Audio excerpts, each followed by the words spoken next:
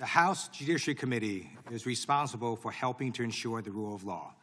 Unfortunately, the chairman of this committee ignored a bipartisan congressional subpoena directed at him. His actions have made it harder for this committee and other congressional committees to get witnesses and testimony and damage the rule of law. Now, before I ask questions of Mr. Smith, I just want to make a simple observation. How scared are Republicans of talking about the Epstein files? They're so scared that they literally are calling Jack Smith the distinguished federal prosecutor who secured multiple indictments against Donald Trump with multiple felony counts. Republicans would rather talk about the criminality of Donald Trump in trying to steal an election and trying to stop the peaceful transfer of power, and the criminality of Donald Trump in stealing classified documents, obstructing justice, than about Donald Trump's associations with Jeffrey Epstein and his pedophilia ring. I demand this committee, this chairman, and Republicans to call an immediate hearing asking why the Department of Justice is refusing to release 99% of the Epstein files and why the DOJ is violating the law right now. I have questions, Mr. Smith, for you, and thank you for being here today. My questions center on interactions or lack of interactions between the Biden administration and yourself. Did President Biden or anyone in the Biden White House ever direct you to seek retribution against anyone perceived to be Biden's political opponent? No. Did the Biden administration or President Biden or anyone in the White House ever write a social media post directing you to seek retribution against any particular individual? No. Did President Biden or anyone else in the Biden White House ever direct you to take any prosecutorial step whatsoever? No. Okay. Donald Trump made it clear he wanted to seek retribution against New York Attorney General Tish James. Trump relentlessly attacked her, saying, quote, she should be prosecuted and, quote, arrested and punished because she dared to hold Trump accountable for Trump's fraud in New York. Trump weaponized the Department of Justice, and the Trump DOJ opened a sham investigation into her alleged mortgage fraud. We know it's a sham investigation because they couldn't even get twice grand juries to secure indictments against her.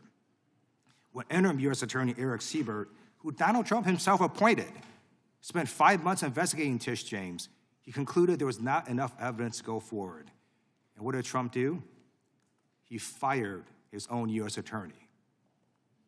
Mr. Smith, did President Biden or anyone else in the Biden White House ever tell you that Donald Trump should be, quote, arrested and punished? No. Did President Biden or anyone else in the Biden White House ever threaten to fire you based on any action you took or did not take? No. Okay. Donald Trump also directed the Trump DOJ to open investigations into his own appointees who refused to do his bidding. His DOJ recently investigated Federal Reserve Chair Jerome Powell because Powell won't cede to Trump's bullying on interest rates.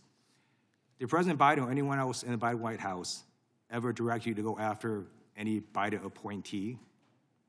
No. Okay.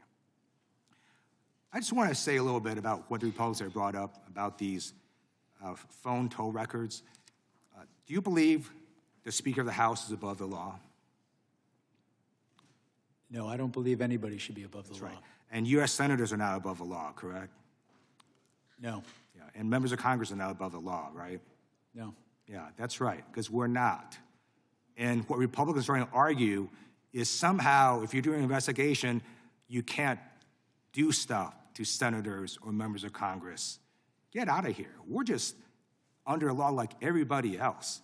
And by the way, the speech and debate clause only applies to legislative acts, communications with legislative acts. Stealing a frickin' election and trying to do so is not a legislative act.